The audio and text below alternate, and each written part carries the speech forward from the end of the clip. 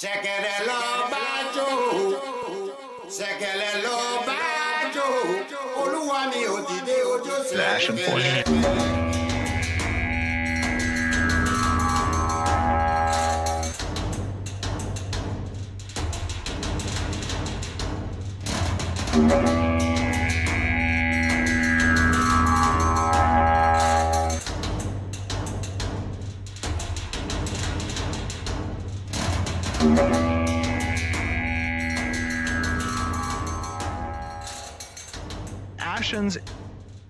The Ashen Forge. Hello and welcome to the Ashen Forge. I am Phantom X, joined as always by Diggs and the legendary Neurotoxin, back for another Sunday night of Ashes of Creation. How are y'all doing? Great. All right. I used the power of a small 4-book collection and raised up the camera, and suddenly I don't look as bald anymore. So that helps. Yeah. I had time this morning to watch the Golden Feather Tavern interview with Steven.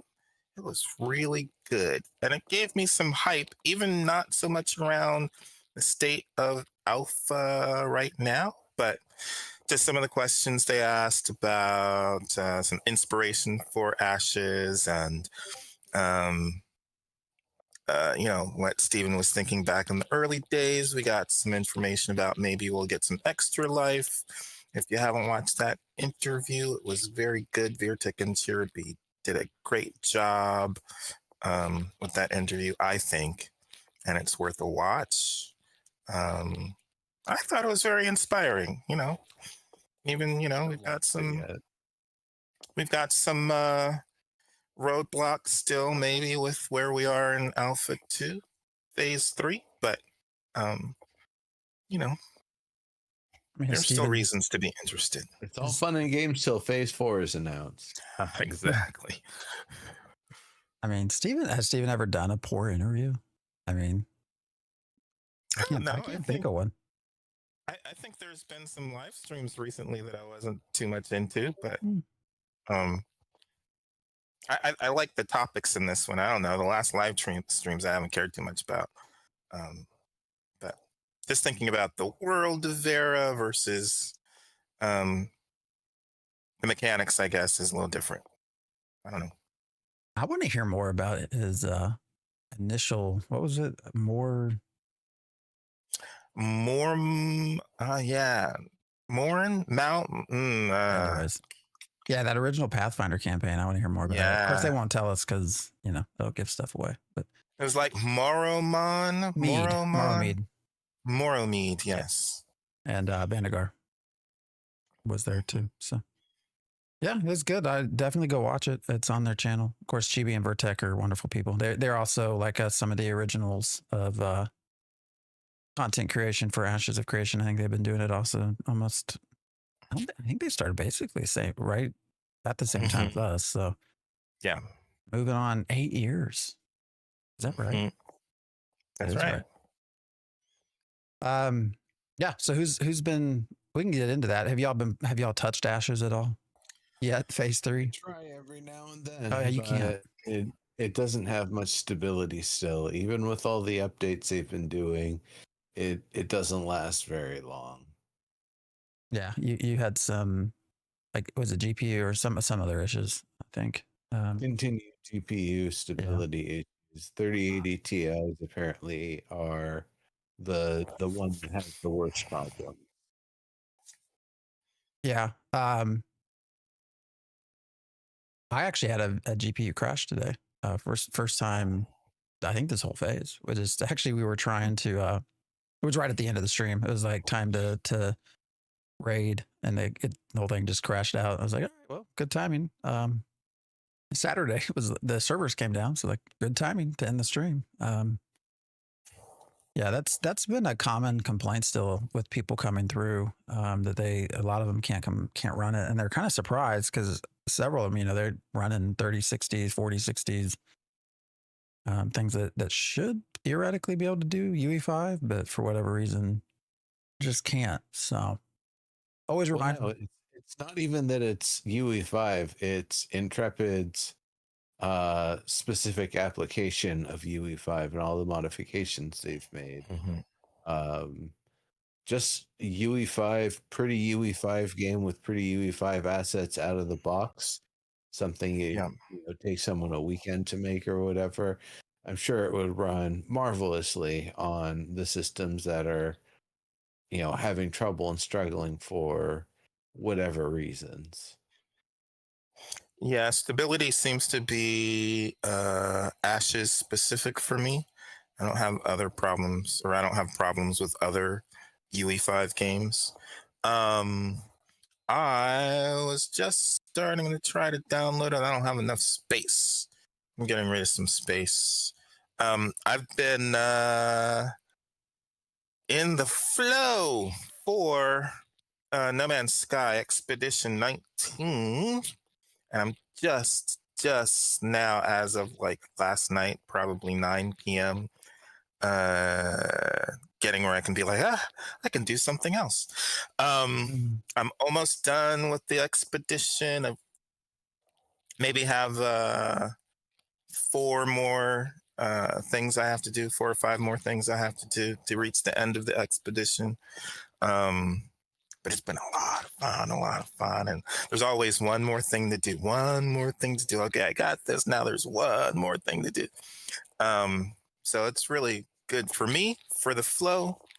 I've been stuck in it for 2 or 3 weeks, and it's been a lot of fun. I've not been able to jump in. Yeah, I've been wrapped up with other stuff, but totally mean to. Well, and you've been playing some Ashes, like 4 hours. I didn't realize you were doing 4 hours every time. Oh, yeah, 4 hour streams. But Yeah. I'm gonna have to go check those out. Now, to be honest, I don't really play in between streams.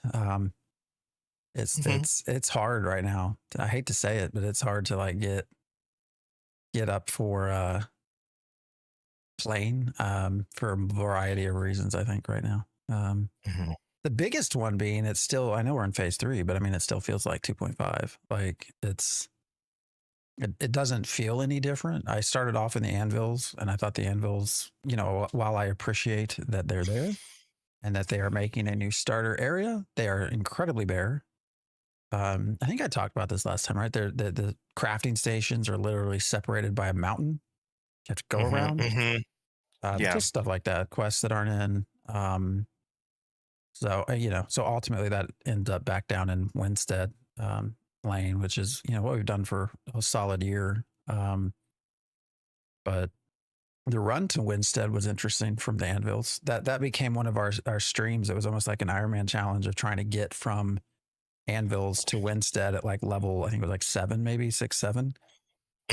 Oh man, talk about painful. Like we had to end up just going down the middle of a river as best as we could and just run.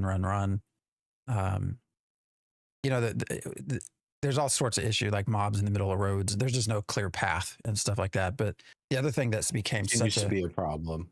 Yeah, and it's still a big problem everywhere you go. And some of it's placed, but some of it is also like leashed mobs that don't reset correctly and they just end up right by the road.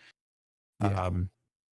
But what makes it even harder is in the past you used to potentially be able to run away. But they've introduced this change, which was a way to try to curve power leveling, I think, where the higher the level difference between you and a mob, the less damage you do and the more damage it does to you. Right. So I think it's try to stop people who are like level 10, killing level 20s in a group is the idea there, that you're forced to fight things that are within a specific level range for the most part. And so when I'm level 6, 7 running through an area that has level 15 mobs, they just one shot me. Like there's not even a chance to run. I can't sprint because the other part is there's a ton of server lag everywhere. They keep saying it's DDoSing. I don't know I mean, it's all the time, unless it's a 24/7 DDoS, but, so then there's just scenarios. We died 4 or 5, like 4 or 5 times to like just lag. Like all of a sudden something that was twice my level just was right next to me and killed me. It's like,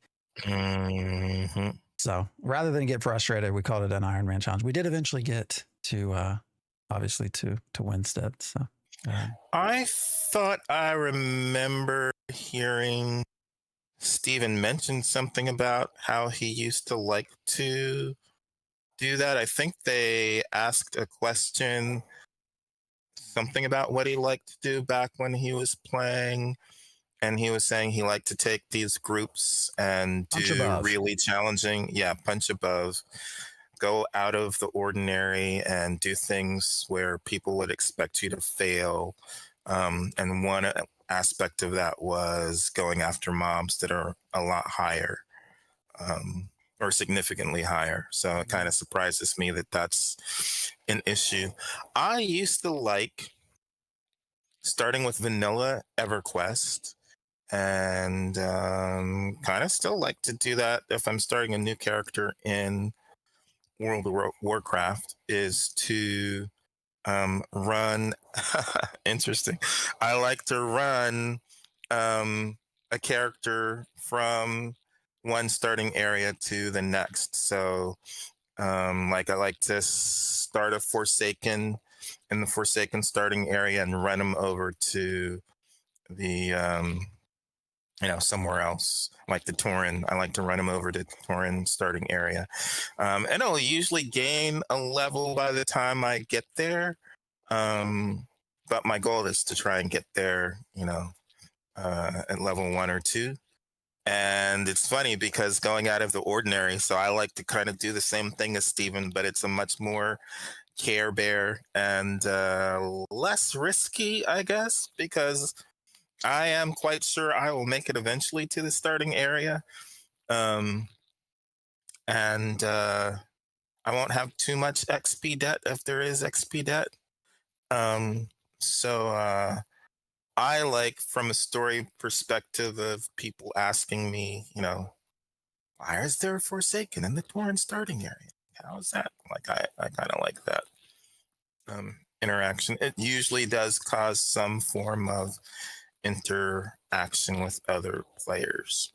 That's not combat. So yeah. No, I don't know. Pretty funny.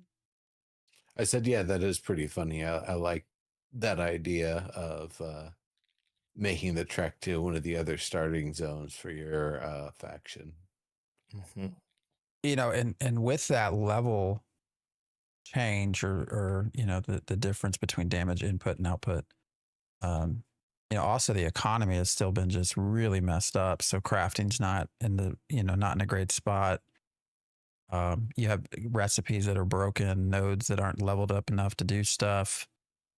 And so also characters feel very underpowered as well. I mean, it wasn't until Saturday, we got a guy, Sticky, who watches on the weekend mornings with us and plays on EU as well. Came and tracked me down. Actually, first he attacked me, but he didn't kill me. Handed me a bunch of it was just common gray stuff. I think one green item. And just going from having 3 pieces of armor to actually finally having everything but jewelry felt like such a big difference. But that's because somebody gave it to me. Like, Well, that's the way it should be. That's the way it should well, that's how you should buy it or belong to a guild. Or just have friends like you do.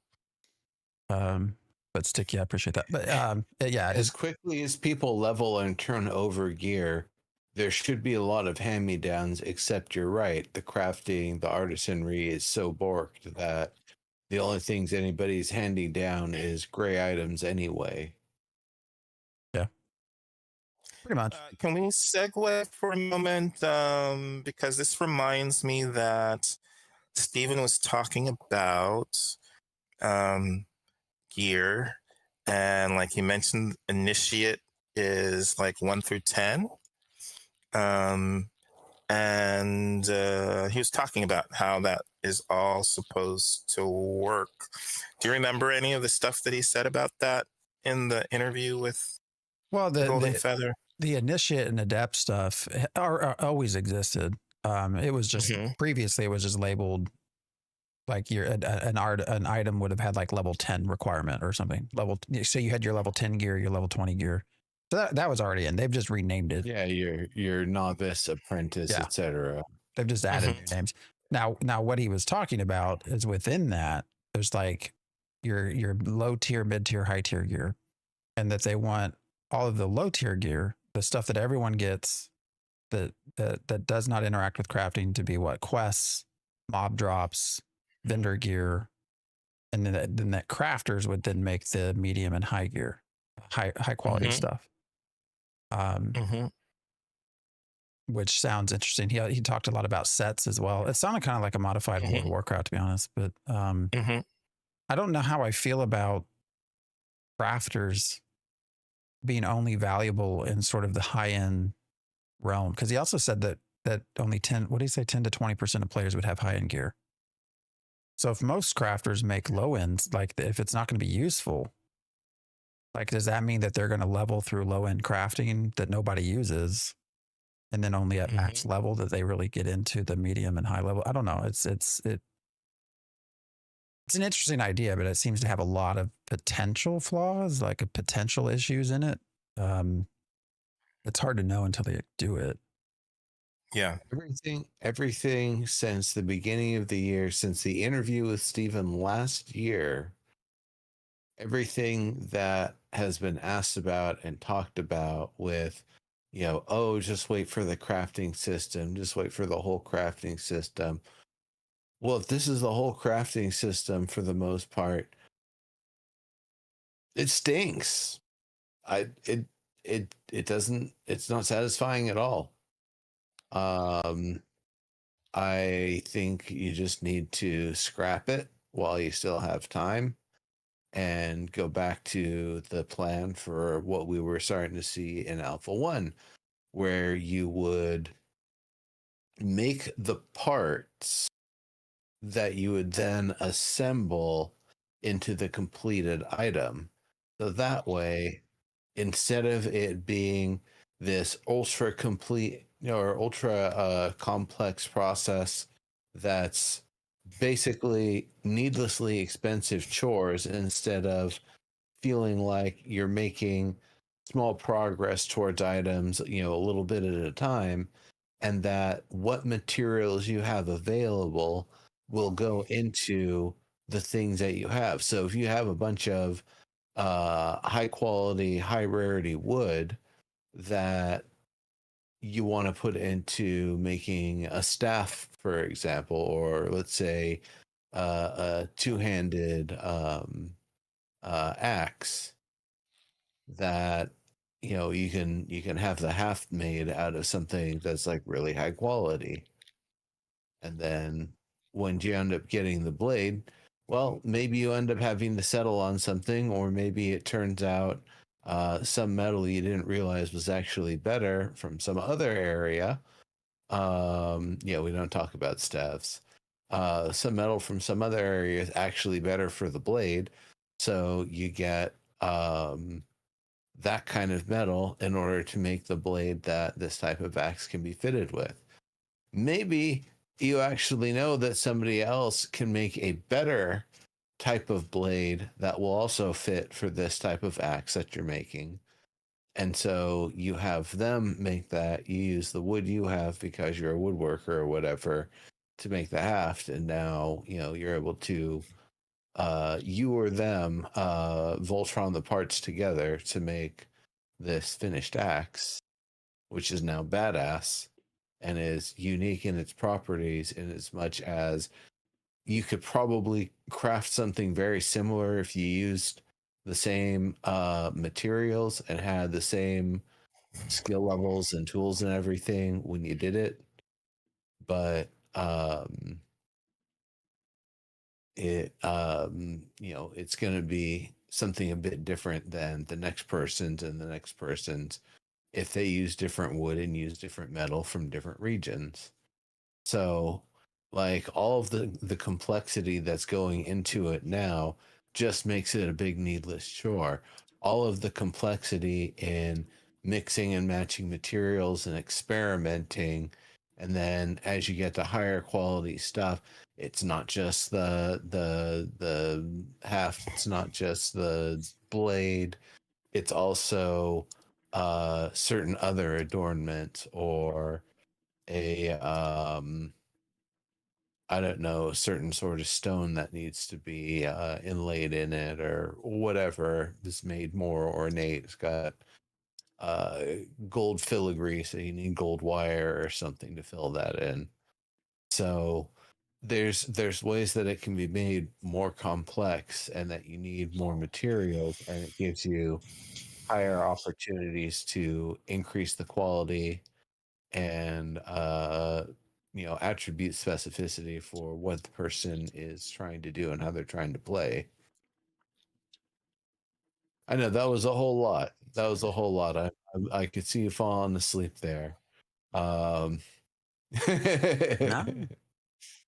but that's basically like what we have right now just ain't doing it. Go back to the original vision, revamp on it, rework it.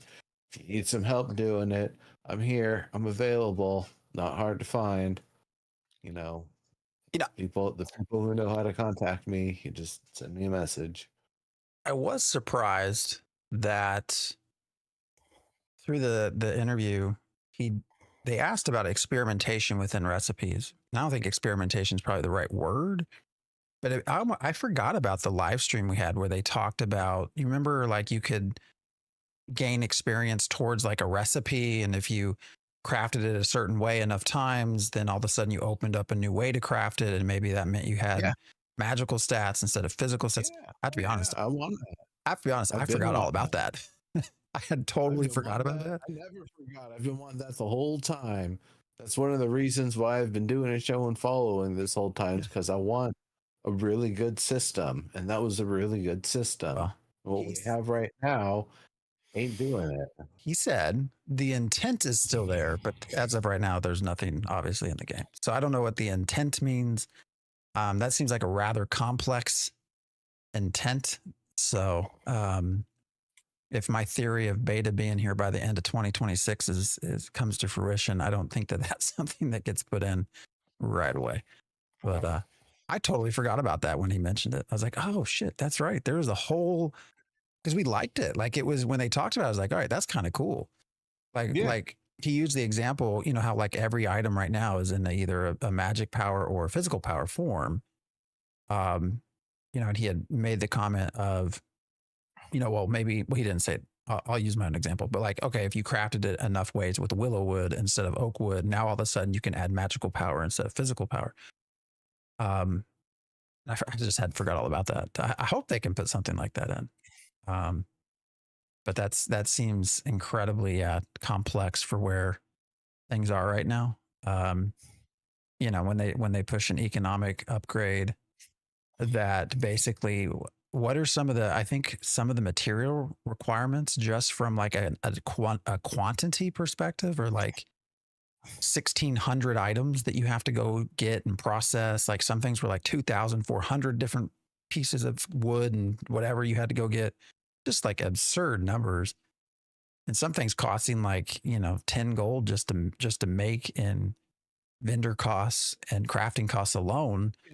How can you feed a village when you have to deforest the area around it just to make a good meal for them? Nero, you said that with your outside voice. But I mean, it's real. It's like, does a bow? I don't want this to be like a reality based game, right? I'm not looking for like a sim, but when you have a longbow that takes 200 trees to make, like there's something a little off with that. Like something doesn't feel right. Yeah. That's where I go back to my concept that we aren't crafting, we're manipulating the essence of these giant, extraordinarily large batches of material in order to craft these items, because there's no way enough wood to build a house is needed to make one bow. Yeah, it's just wild. I don't know.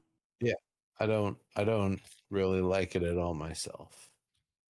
Well, because normally when I say things like I don't want it to be a sim, I'm usually meaning I don't want it to be so close to real life that it's a chore.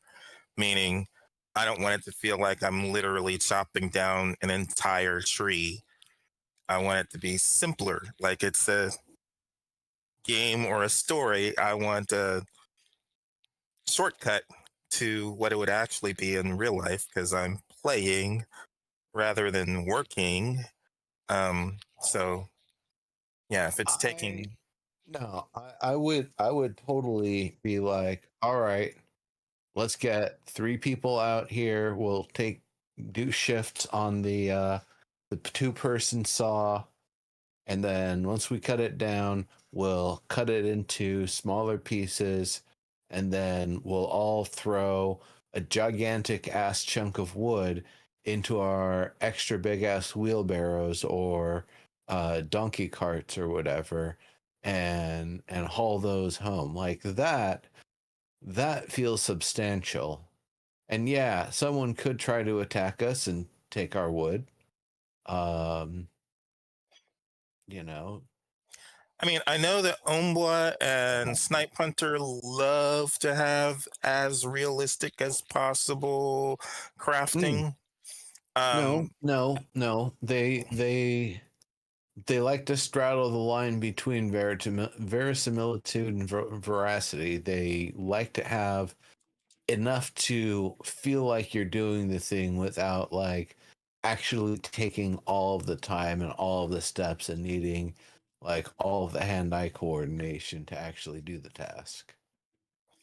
um, I don't know that we disagree. I think you said the same thing that I did, but Mhm. um, uh, that's still my point. It should not take uh, more work than it would in real life. That's kind of my point. Is like I could even kind of understand if it's you know time consuming because you got to do one tree. Because I don't think it should take. I mean, does it take a whole tree to make a bow? I don't think it takes a whole Absolutely tree. not. In real life, Absolutely not. Um, so it taking a whole bunch of trees to make one bow is, kind of but overkill, I think. yeah, economy.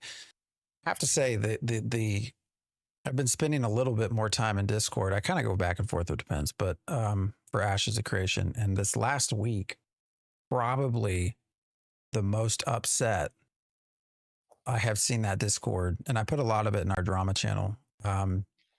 Just so much back and forth, and usually Steven can kind of get in there and settle things down and kind of narrate it a little bit in the way he wants. That was not happening, and he was clearly getting a little bit frustrated too. And the economy is a big part of it. People are frustrated by that. They're frustrated by the servers. A lot of downtime, a lot of restarts. With the economy, it's been patched now, but apparently from the start of sorry, Scorn just Phantom X is my dad. I miss you, Dad. Oh Jesus Christ, I just lost my thought. From the start. From the start of phase 3, there was an iguana steak that I did not see this myself, but apparently the items sold to vendors for like, I think I was told, I don't know, like 1,000 gold or something. I mean, like it was a lot of gold, and they just removed it like a couple days ago. And so the economy is just all out of whack. Anyways, there's a lot of duping. Guild. They had guild storage that had to be paused and taken out because there was a lot of duplication bugs and issues. So there's just, in addition to that, they're trying to get the drop rate correct for mobs as well. So that's frustrated people because at one point you couldn't get I've in the entire phase 3 I've had 2 items drop, so, both of them common weapons. But for a little while, Rad. I mean, it was better. But Jesus Christ, sorry, then you're my nephew. He's my uncle. I'm so thrown off right now. Did you do they still have the quests where you go to the people and get the requisition tokens or whatever for the starter equipment, or is that gone now? I didn't go through. I mean, I did my initial stuff up in Anvil, so I'd have to start a new character. I think all that's still there, but Oh, well, if it's still there, you probably don't need to start a new character. You just go and talk to the right I could person. be wrong. I don't know what's been in and out. But it's just all this stuff sort of adds up. You know, for a little while they increased the drop rate, so people were just farming the hell out of some of the areas like Steel Bloom. Then now they've gone back again. They've reduced the drop rate, and people are getting pissed about it. So they're on Discord about it. Just all sorts of stuff. There was another dupe. We can get into this whole idea of being Gatekeeper approved. There was another dupe that apparently has been in the entire phase 3 that Polar knew about, which was a event in Carfin that you could just constantly repeat, and was a guaranteed like 2 blue items or something. Is it the one where you spawn the flowers? I don't know, but it was, you had to collect like 4 things or something, and turn it in and kill a boss. But it was a guaranteed like nice weapon drop for 2 of them, not even just 1, but 2, in a time where it was just really hard to craft things, really hard. So they got like, you know, a leg up on everyone just gear wise.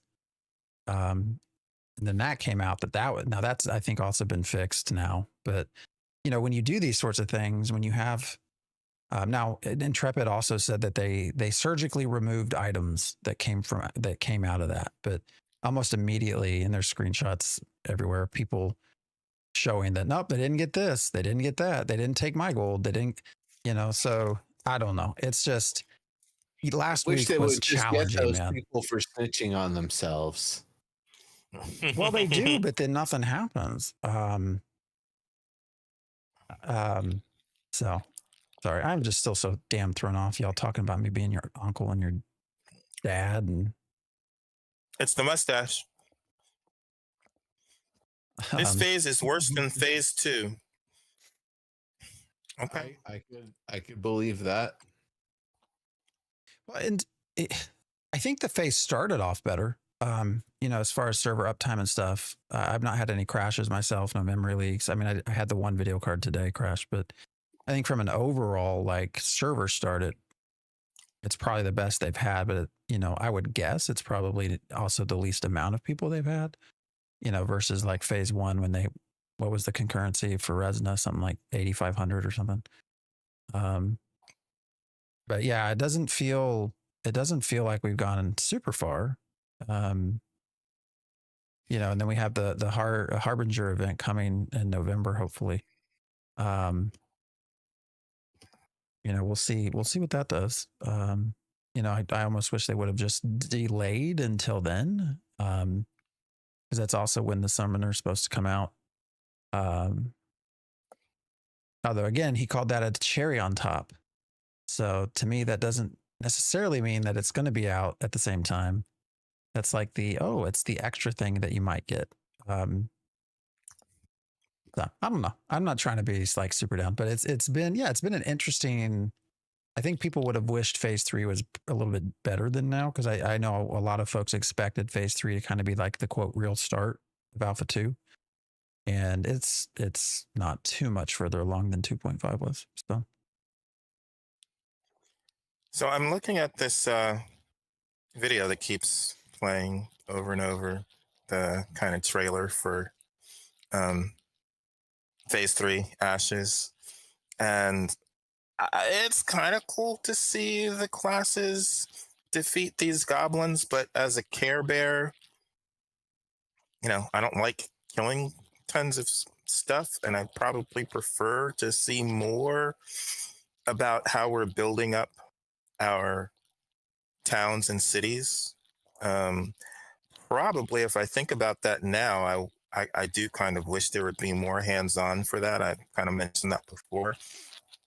Now that we seem to be at a place with UE5 and the latest games that come out, you know, moving on from Valheim, it's become more common to actually be able to do hands-on building of your towns and villages and just homes, which I kind of enjoy, going between that and Nightingale and the building that you can do there.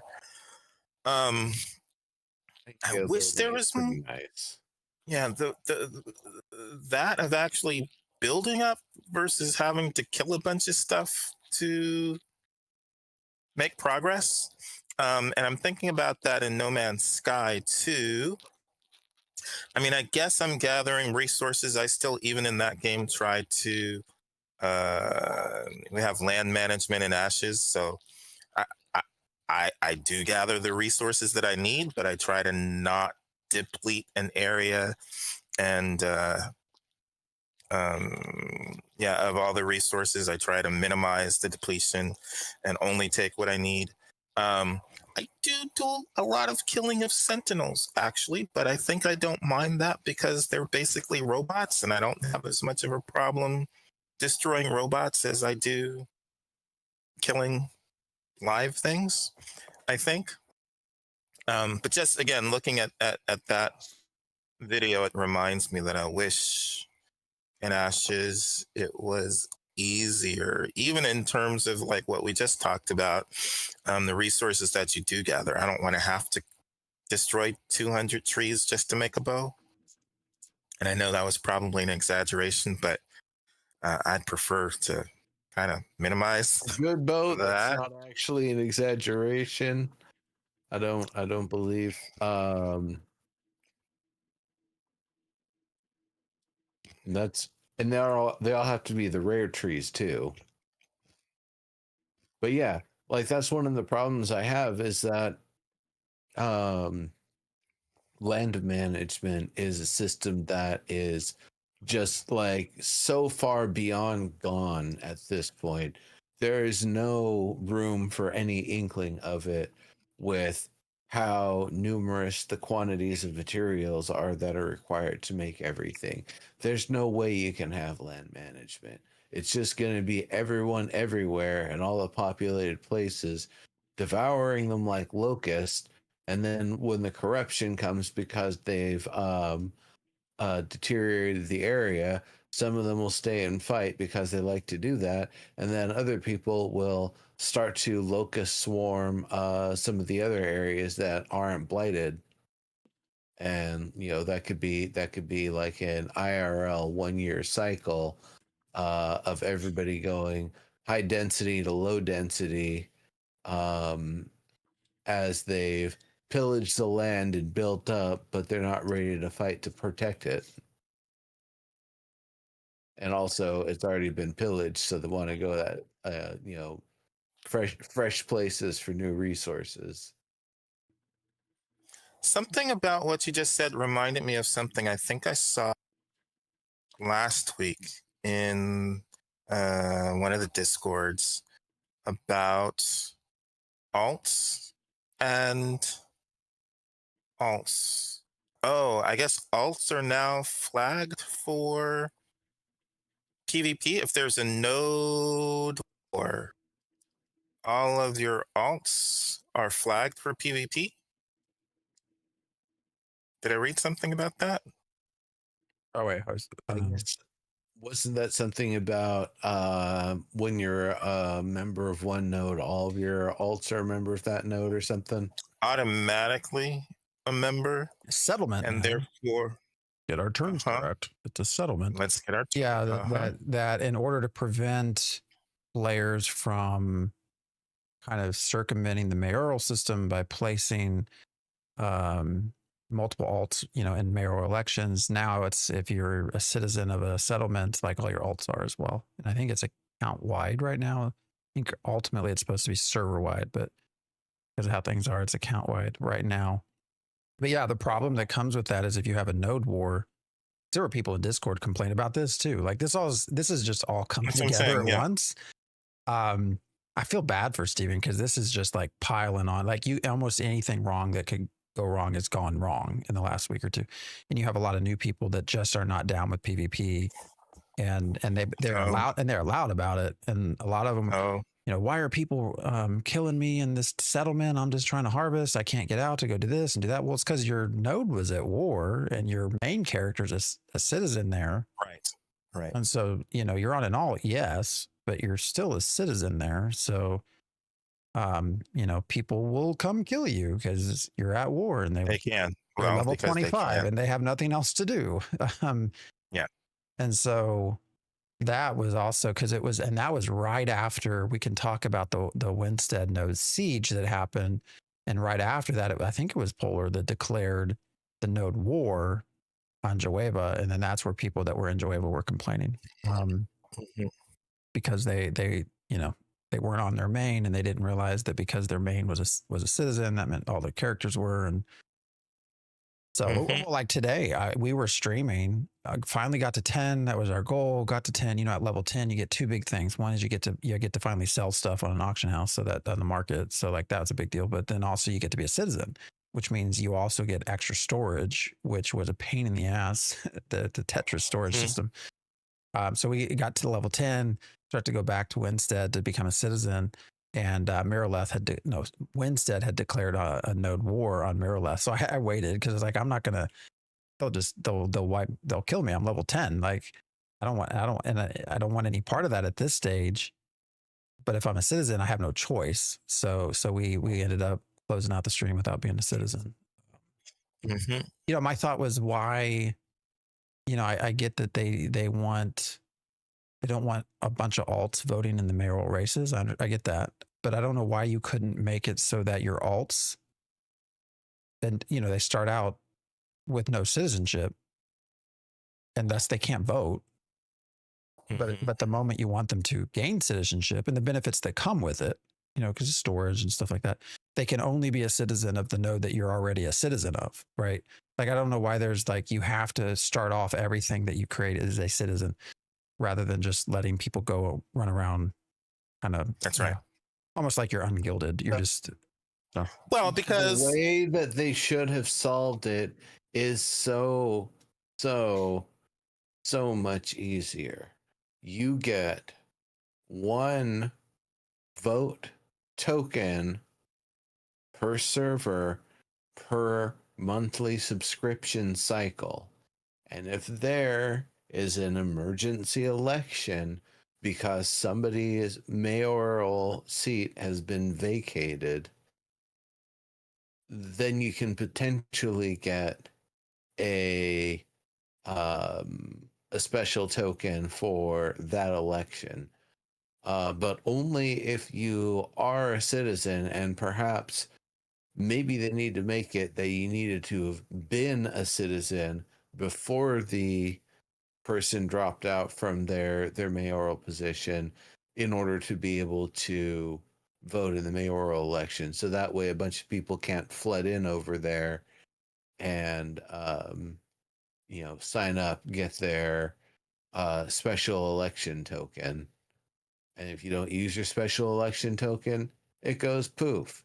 And if you don't use your one monthly election vote token that you normally get, it goes poof.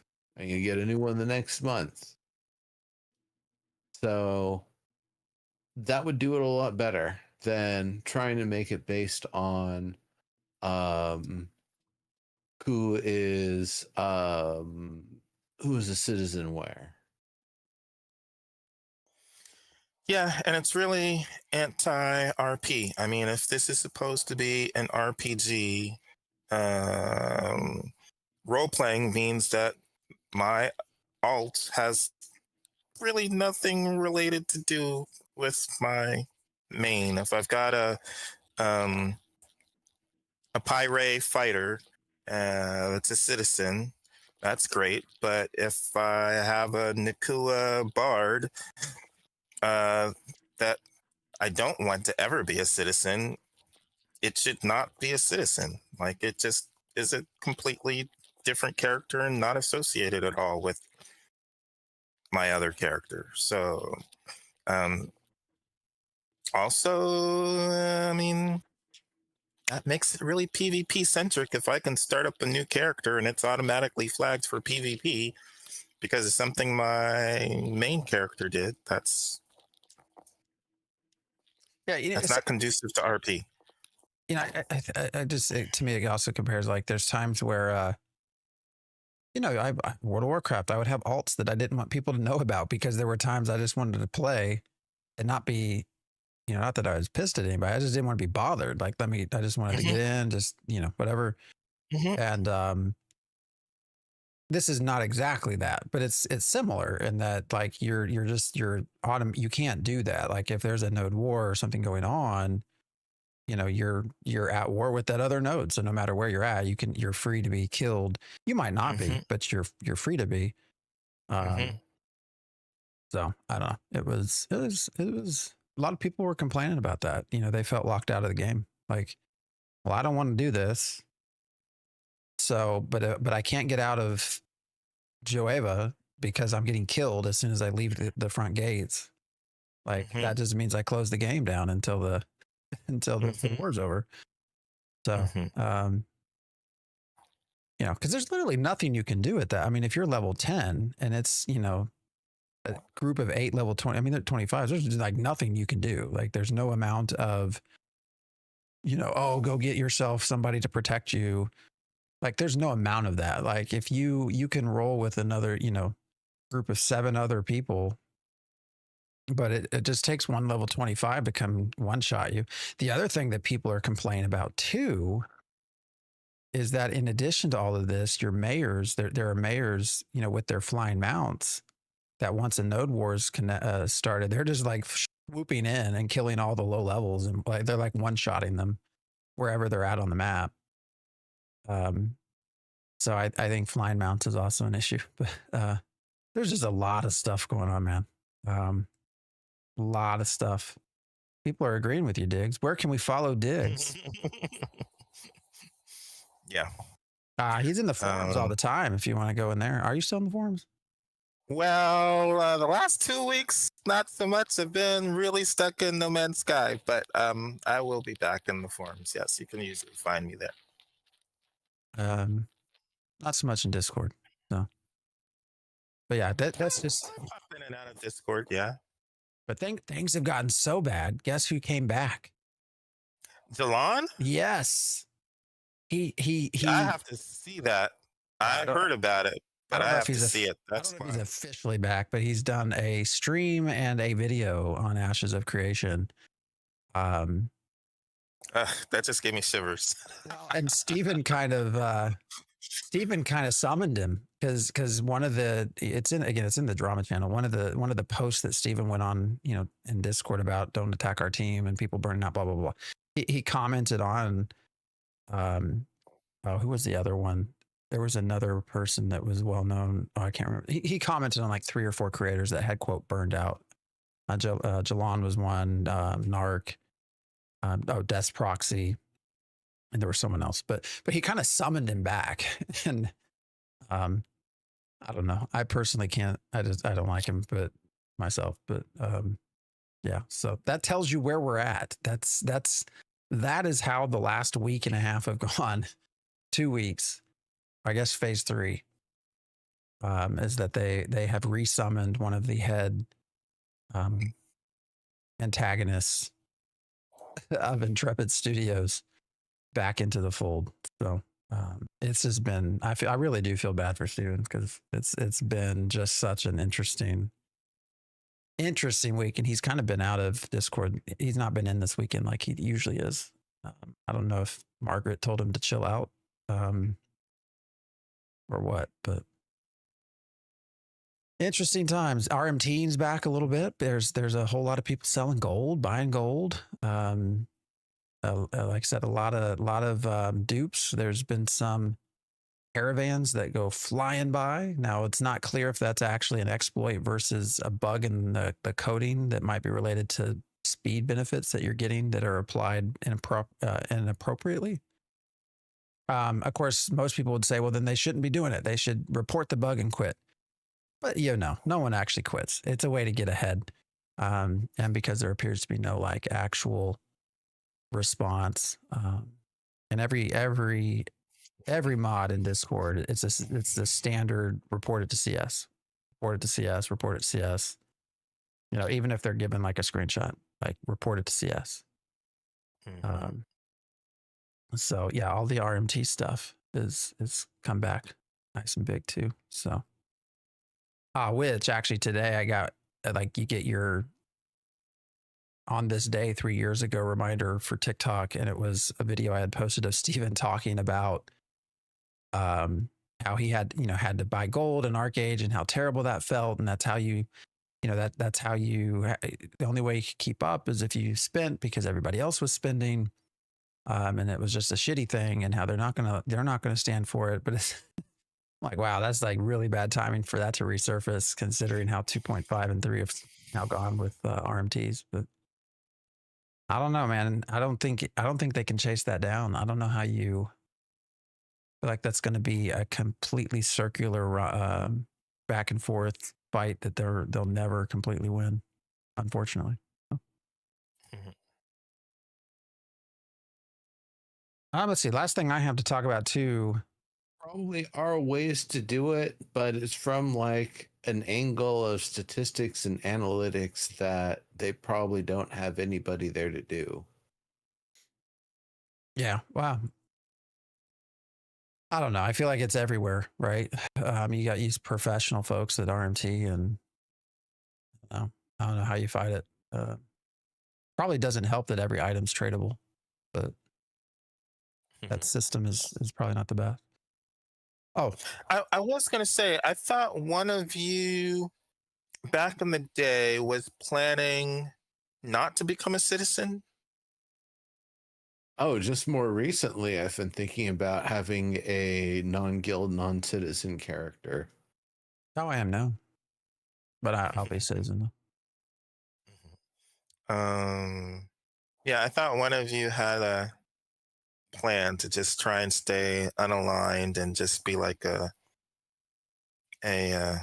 not a hermit necessarily, but a nomad. Yeah, just and be then stuck in one place. And then what about religion? Have I heard something recently about religion coming into the game sometime soon? No? I don't even know if it's going to come before or after divine nodes. Gotcha. Okay. Yeah, I don't know about the word soon. Okay. Still on target, or not on target, but still planned. It's still in the design. It's still in the design, but not coming in. They haven't been talking about it. Okay, I thought I heard something recently. He talked. I think he talked about it on Burns, the interview with Burns. I'm pretty sure they had asked a question about religion. Kind of talked about it a little bit. I don't remember exactly what was said, but yeah, Steven talked about religion in one of his interviews. Yeah, I was pretty sure it was Burns, Sticky. The other thing I do want to talk about with the Golden Feather interview that continues to catch my ear was, I did the video about what if half the world wasn't present. I'm still at release. We only get one continent instead of the other, which I still wholeheartedly think is, and this is no like insider information, by the way. This isn't like PI stuff. I'm not dumb enough to like break NDA or anything. I just think that that's very highly likely to happen the way they keep talking about exit criteria for beta and acceptable launch criteria for release. But he was asked a question about expansions, and he answered it, how he normally would. But he talked about features and mentioned that there's a large, these are his words, there's a quote, large backlog of wouldn't it be nice things that they will look at for future expansions. When he uses the words large backlog, that makes me wonder, like, all right, what all is that? What's large about it? And then he made a comment, and it was that there will be greater clarity as we get through phase 3 and understand what systems are necessary to keep player engagement. So I don't know how to interpret that sentence. Like, do they not have an idea of already in their head, like this is what will be in release? Because it almost sounds like, well, we're just going to see what people like. Or are they going to ask for feedback? Like, because the words are specifically. They've been asking for feedback, but well, I mean, like, what would you not mind waiting? Like, what would you not mind being expansion material? Like, because it's understand What systems are necessary to keep players engaged? I don't know. I think I keep saying this in stream when we're in the mornings that it's like, I really think the end of 2026 for beta is not impossible at this point. And they've said beta will only going to last a couple months, which puts you at a launch at, start of 2027. They also said Nodes 3 and before 2020. They say a lot of things. They also said Metropolis was going to be a thing, and that places would build up based on whose input helped build it. Yeah. I'm looking at the Harbinger's Engines of Chaos, and I see one of the cherries on top is open sea fishing. I went fishing for the first time in No Man's Sky ever. I mean, I wasn't in when I first started playing, so it's not something that I think to do. That was the best fishing I've ever experienced. Like I could actually see the fish come up and nibble, and when I nibbled, it like buzzed my controller, and it felt like it's time to reel in. Now, supposedly they're going to add sports fishing to Ashes, is what they said, and I don't know how that's supposed to be different than the current fishing.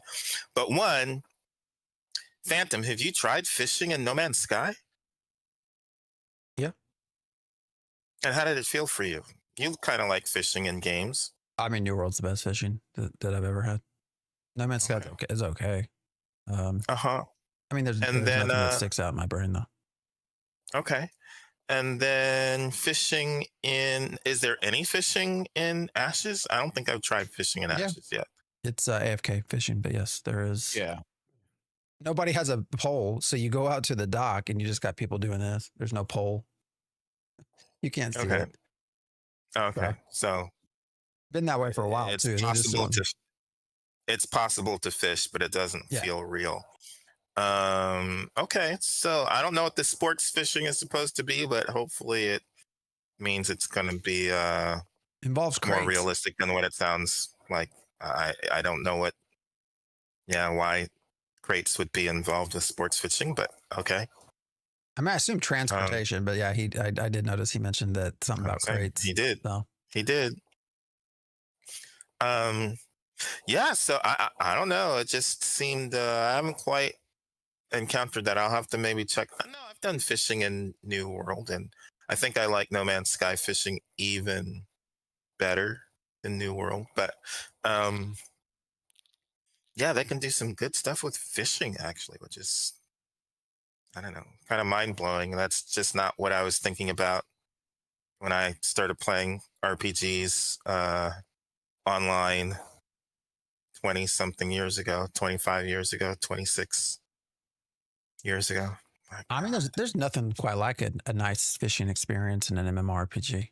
I mean, as dumb as that sounds, I really enjoyed New World. I didn't mind just sitting on a damn dock and just trying different baits. Yeah, it was good. It was okay. I just like No Man's Sky. Maybe because I'm on a controller, so it like really rocks my. I can really feel it. Yeah. So they really seem to be going towards, I mean, just BDO type fishing, basically, just a lot of AFK stuff. So yeah, I mean, I don't know. Okay. You know, another interesting thing that he mentioned, of course, there is these corruption zones that are coming, the Harbingers, right, in November. He did mention that in order for the corruption zones, and of course, corruption zones are lawless areas. So there's PvP areas. That in order to close the corruption and make it revert away from being a lawless area, you have to actually complete PvE objectives. So it seems to feel very, again, we keep talking about New World. But in order to get rid of the corruption, it's a PvE apparently objective and not a PvP objective, even though it's a lawless area. So I guess they're just trying to get people fighting over whatever that objective is. I don't know. And we don't know what rewards will be, like if there's gear, if there's money, anything like that. I assume there will be. It won't be just closing a corruption space, but Yeah, I would imagine part of that is where some of the equipment and material opportunities and potentially like buffs or blessings or whatever for your party or the people who are participating or perhaps even the area itself gets a I survived the corruption and I got this stupid shirt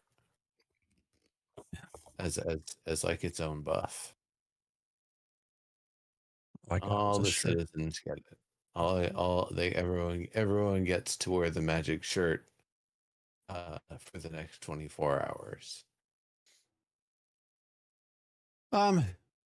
Yeah, there's also an Oh, yeah, I have to, wait. Just because I see this in the chat and I am laughing at Nero's mention of New World crafting being much better than Ashes, which almost goes without saying. But since you said it, yeah, I have to imagine that is true at the moment. Yes. Although Phantom has some issues with some of that crafting and how you get bonuses. So we wouldn't want to have that system in, but well, it was just general that stuff. they called it endless crafting system. It's because everything's freaking random. Like if you want a very specific item, it's endless because you got like a 1% chance of actually rolling it. So it's like that's where I think the higher qualities of crafting would come in. Is it's not just the level of recipe you can make, but also the what you can actually do to add more specificity. So at the highest level, it's not just that you can make the best things, but that you can actually have control over every last attribute. And then if you're making things for lower level people, you would also be able to have control over every last attribute. yeah, Like and that would be a lot better. yeah. And to New World's credit, I mean they did change some of that where you could start. There's still randomness in it, but it wasn't. They made it less overall random. I don't know. I From feel what like I remember, within less than a year of the game launching, it was already at the point where if you had all of the right materials to put in the right slots, there was only one thing that it was actually rolling randomly, and everything else you had pretty well fixed. So, not too bad. And it might not be your best weapon, but it might be someone else's best weapon, which is why it was nice that they had the auction house system like they did. no, it seems to me that as a character increases in skill and crafting, especially as they become a grandmaster, like you should no longer have randomness in the output of whatever it is you're crafting. That just seems so backwards to me. Like, okay, the better you get, actually, the more specific you should be able to make the item. Like, not, I don't know. Exactly. Not yes. increasing the top end of a range. I agree. Yeah. So yeah. Like, great. You've upgraded. Instead of a 1d4, you can do a 1d8. Oh, you've leveled up. And the Grandmaster, all right, you can roll a 1d20. Okay, what happens if I roll a 4? Fuck you. That's what. You made a 4-point quality item. Sure. Wasted materials with all that skill. Like that sucks. That's not the way. If you want to increase the range a little bit too, go ahead, but improve the specificity, improve also what attribute it is if there's a grouping of attributes that might appear. Yep. The other thing that's kind of been going on in the community is just a lot of folks claiming favoritism. There was this whole content denial thing. I'm putting a whole video about. I don't know how many people watch this on YouTube. I put a video out on it that's got like 150. That's got a lot of comments, but essentially Polar, which is probably the biggest NA guild right now, probably the most hated NA guild right now too, but took in a lot of folks from like Envious and some of these other well-known, not so great guilds. And of course, wait. What made them not so great? exploiting and stuff like that. Okay. All right. I just wanted to be clear. Okay. And so, of course, there were a lot of claims of exploitation and stuff like that. Bipolar, the way they leveled so fast, got so many people to 25. I already talked a little bit about the Carfin gear and some other stuff like that. So they've kind of separated themselves quite a lot from the pack. And they lost out on the Winstead mayoralship and ended up declaring a siege on Winstead. And the mayor, Strix, the Aura guild, the Aura guild, in protest, put in all level 1 alts to fight in defense. And that was a protest to say, we're not going to fight you. You exploited. You're not going to get anything out of us. And of course, there's no death. There's no real consequence to that at this point. But where a lot of the controversy came is Polar complained about it. And then eventually, I think Richie interviewed Strix on this. Actually, it's a pretty good interview. And Steven tried to intervene, and I think he was good about it. I mean, he wasn't like threatening, but the thing that really annoyed me was that the guild leader got a email from customer service, the CS representative, saying this is an exploit, content denial is an exploit, and we're going to action your account if you don't change this. And when I first saw that, I was like, what? Like, that's what the whole video is about. It's like, forget about all of this whole like favoritism stuff, which may or may not be true. Like, your whole game is content denial. Like, that's the whole premise of your game. I'm supposed to kill your caravan because I don't want you to succeed, because your success impedes my success. Like, that's the whole premise of all of these things. Node wars, node sieges, caravans, open world. Like the whole idea of open world raids and bosses. Like, we're supposed to fight each other because I want what this raid boss drops and I don't want you to have it. Yeah. I don't know. It really rubbed me the wrong way. Accounts that as risk reward compared to simply hijacking an event because you can manipulate the rules to do it. But we told him about this. Like, this is known. Like, when they mentioned all of these mayoral roles and they did the mayoral stream, like, people pointed this out. Like, well, what do you do with a mayor that either is just a shit mayor or that's trying to sabotage things? Like, what if your mayor got paid 1,000 gold by this node to just let their node just be sieged and destroyed so that the other node gets ahead? Like, what prevents you?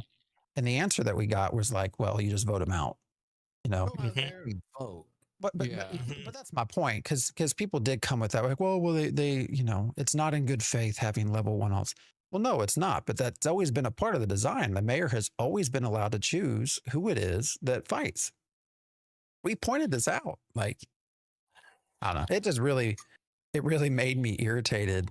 I also just thought it was really funny because Polar also like is well known for content denial, whatever you want to call it. Actually, there was a thread I commented on, like they found a bug. I think it was like putting thorns or something on a player that caused them to auto flag, and I don't know. That's great. All for the good of the game, but I think that is all largely settled down. But I hope that Intrepid just sort of looks at that and kind of gets a good sense of where their community's at.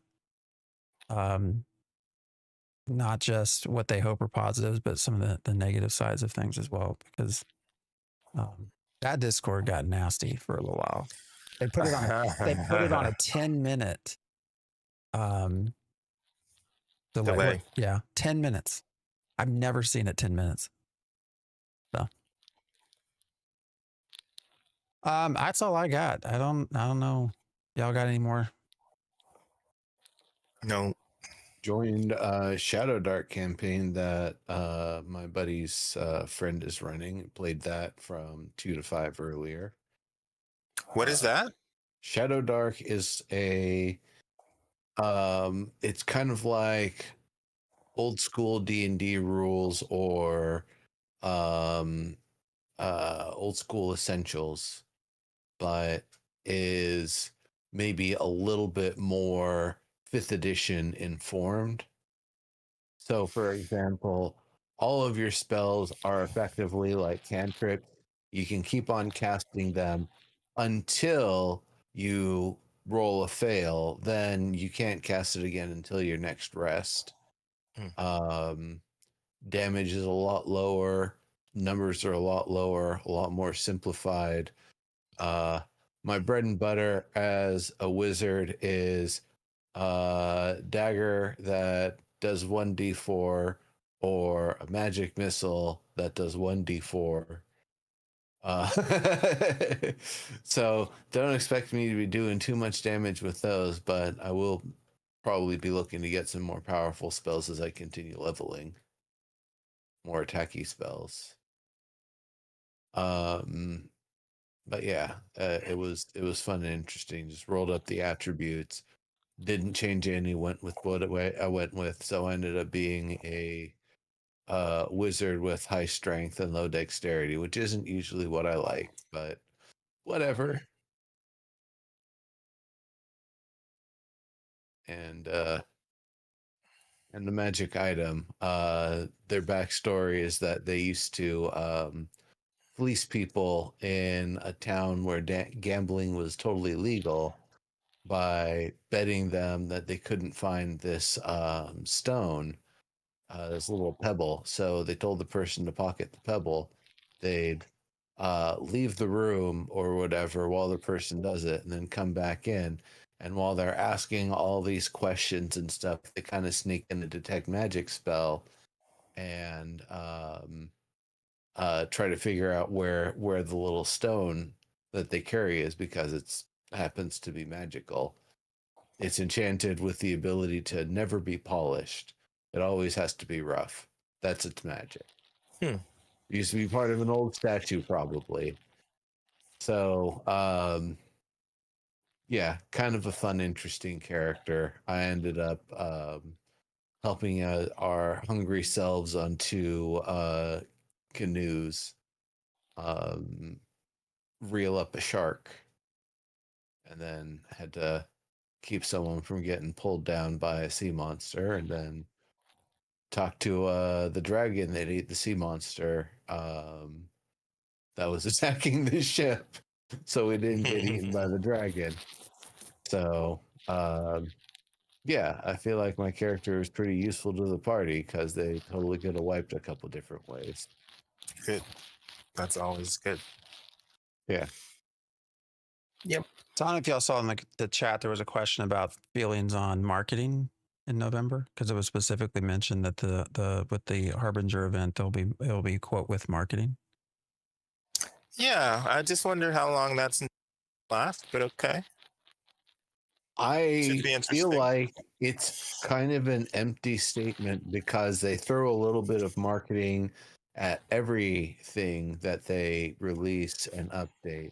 They throw out marketing at things that are just like, take a picture of the sunset of the Anvils and like talk about how it's a nice place and would you where in Verra would you like to go? So yeah, like to say that it's going to have marketing to me is kind of a given. Of course it is. If you don't quantify what you mean by that, then maybe they're gonna do some special things. Maybe they're gonna sell a pack or whatever for a couple of months for like the Harbinger Slayer set or something like that.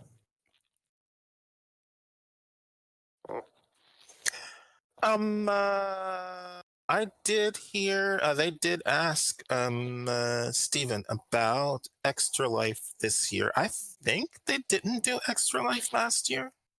Correct. No, yeah.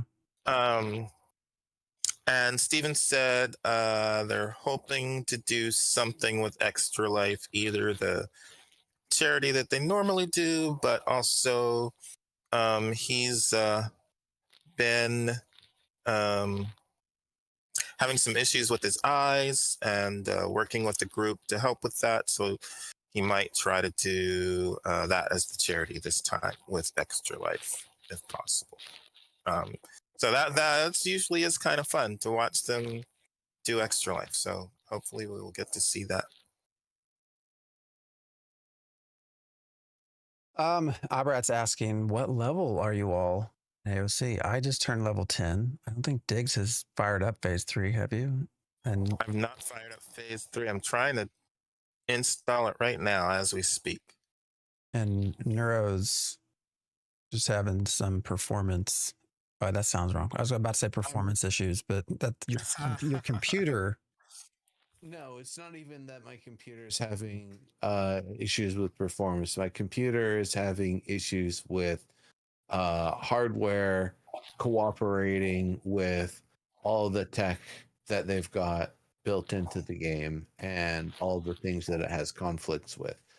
It's very common for the TI 3080 graphics cards to have issues with Ashes of Creation. So it's, there's only so much I can really do about it until they either fix that stuff up or I don't know what.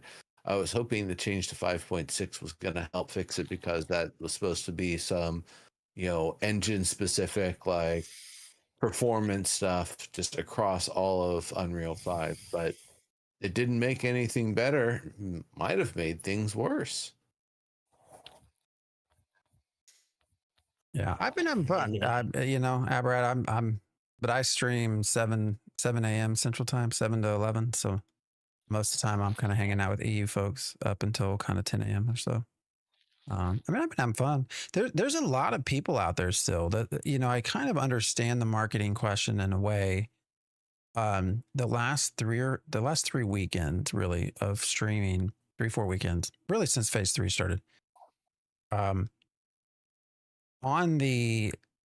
Twitch has gone up a little bit too, but when you start looking at some of the other platforms like TikTok, has that interest has really gone up.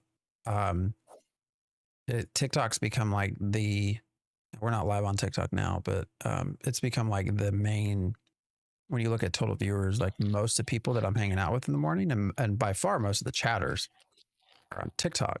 And so there's a community out there that's still waiting. So I kind of understand the marketing. It's just right now for me, the main thing that is servers. If you start marketing the game, I really hope your servers are better than they are now. It can just get really frustrating. Yes, it's what also, sorry, I just had another thought pop into my head. The fallback typically is, well, it's an alpha. You're not playing a game, you're testing, right? But if you start marketing, can you continue to fall on that line? If you finally started marketing a game, is it still going to be enough? Yes, because they're marketing pancake batter. Well, anyway, it's a theoretical question, but the servers are the biggest part for me. There's even some server worker handoffs. There's one specific spot, and I think it's been reported, or maybe I should put in a bug report, but leaving Winstead, going towards Lionhold, there's actually an area you hit the server workers, and it's the exact same spot every time. So this is not dynamic gridding. That's not a new server being spun up. It's just a traditional old server worker. When I cross that line, it actually boots me to a loading screen. When you first start the game, it has the loading screen that looks very much like EQ2. It actually pushes me to that and then loads me onto the next server worker. It's the most odd thing. So it's clearly not a dynamic gridding issue because it's the exact same spot every place. So I don't know. If you're going to market, that's the biggest thing at this point. You need to at least market a game that people can stay online and play. So. All right. Well, we are nearing the end of our time here. So, you got anything else to say? Dig's all over chat, but I crashed while moving my first crate and lost it. Yeah. Anytime the server goes down, I believe when you have a crate, you automatically lose that crate. Not just crashes, but server downtime as well. So, I've seen that in Discord quite a bit. All right. Next weekend, I will not be streaming in the mornings. I will be attending a funeral. So I will not be here. I don't know. We've been kind of doing every other Sunday. So we'll see what we can do.